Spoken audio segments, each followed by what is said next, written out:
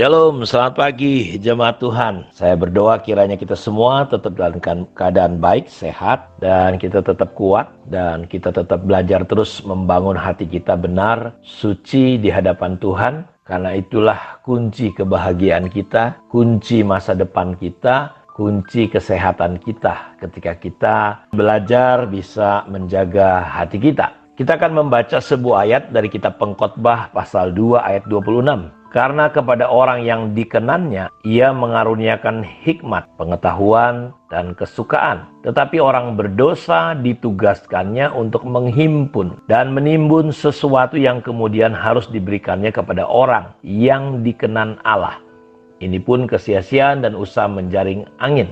Jadi kita melihat orang yang berkenan kepada Tuhan, Tuhan memberikan hikmat, pengetahuan, dan kesukaan. Tetapi sebaliknya orang berdosa tentu tidak diperkenan oleh Tuhan. Orang-orang ini ditugaskan untuk menghimpun, menimbun sesuatu yang kemudian diberikannya kepada orang yang dikenan oleh Allah. Jadi kita melihat ketika kita diperkenan oleh Tuhan, ada dampak yang luar biasa. Kita tahu, sama-sama mengetahui bahwa ketika Kain dan Habel contohnya, ya, dalam Ibrani 11 ayat 4, karena iman Habel telah mempersembahkan kepada Allah korban yang lebih baik daripada korban Kain. Dengan jalan itu ia memperoleh kesaksian kepadanya bahwa ia benar karena Allah berkenan akan persembahannya itu. Dan karena iman ia masih berbicara sesudah mati. Kita ingat ketika Yesus mau dibaptis, keluar dari air, ada suara berkata, inilah anak yang kukasihi yang kepadanya aku berkenan. Dan kita melihat betapa pentingnya hidup kita mengalami yang namanya perkenanan Tuhan. Pengkhotbah berkata bahwa orang yang diperkenan Tuhan akan diberikan hikmat, pengetahuan, kesukaan. Bahkan orang-orang berdosa menimbun, menghimpun kekayaan, dan itu akan diberikan, diberkati kepada orang yang berkenan kepada Tuhan. Jadi orang yang berkenan kepada Tuhan akan diberi hikmat oleh Tuhan dalam segala hal. Sehingga dalam setiap keputusan dalam hidupnya ada penyertaan Tuhan. Sama seperti Yusuf, Yesus kita lihat Bapa di surga menyertai dia. Jadi Tuhan sendiri akan memberi keberhasilan dan kemenangan. Kata kenan atau berkenan itu menurut Kamus Besar Bahasa Indonesia artinya merasa setuju, merasa suka, mengizinkan dengan segala senang hati. Ketika kita diperkenan dengan Tuhan, Tuhan merasa setuju dengan kita, merasa senang. Dia mengizinkan dengan segala senang hati. Kita bisa sepakat, Tuhan bisa sepakat dengan kita ketika kita memiliki hati yang berkenan kepada Tuhan. Karena itu penting sekali kita harus hati-hati dengan hati kita. Kita harus mengawasi hati kita. Dan kita menyesuaikan hati kita dengan standarnya Tuhan. Kita lihat Habel dan Kain misalnya. Jadi Kain ditolak, Habel diterima. Kenapa? Habel diperkenan. Jadi kalau kita lihat bahwa korban dan doa kita berkenan kepada Tuhan itu hanya kalau pribadi orang itu berkenan kepadanya. Penerimaan korban persembahan Habel membuktikan bahwa pribadi Habel lebih dulu diterima oleh Tuhan. Jadi bukan persembahannya, tapi pribadinya. Karena itu melalui korban persembahannya, dia memperoleh kesaksian, kata Alkitab, bahwa ia benar karena Allah berkenan akan persembahannya. Kain juga diberitahukan bahwa korban persembahannya akan diindahkan Tuhan bila hidupnya berkenan kepada Tuhan. Dalam kitab Kejadian 4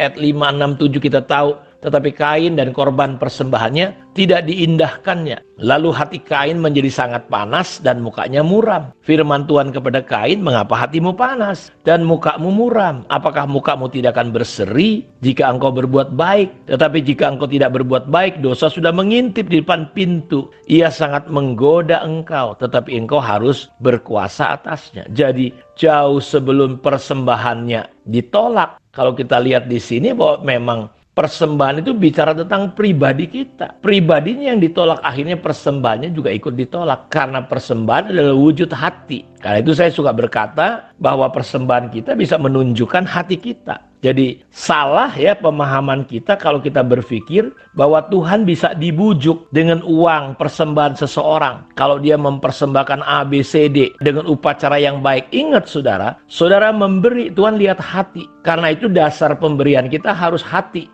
Dan kita bisa ditolak atau diterima. Pelayanan kita bisa kelihatan bagus, tapi kalau hati kita nggak bagus, dasarnya pelayanan kita didasari oleh hati yang marah, hati yang nggak bagus, hati yang penuh kebencian, hati yang memberontak, hati yang iri, dengki, ya otomatis pelayanan kita sebagus apapun pasti ditolak. Jadi perintah Tuhan adalah sebaliknya. Persembahan kita, pelayanan kita berkenan kepada Tuhan hanya bila orang itu yang adalah hatinya juga berkenan kepadanya. Makanya Tuhan ngomong, kalau ada sesuatu di hatimu terhadap saudaramu, hati kita ada sesuatu, taruh dulu persembahan. Karena nggak ada gunanya persembahan kita, ibadah kita, pelayanan kita, beresin dulu. Kalau zaman sekarang memang agak sulit kita, karena orang sekarang suka melayani panggung. Dasar pelayanannya, hidupnya mau kacau, ya, mau babak belur, yang penting dia punya skill. Itu kacaunya pelayanan di akhir zaman. Nah, jadi saudara harus mengerti ini, bahwa Tuhan ingin hati kita adalah hati yang berkenan kepadanya.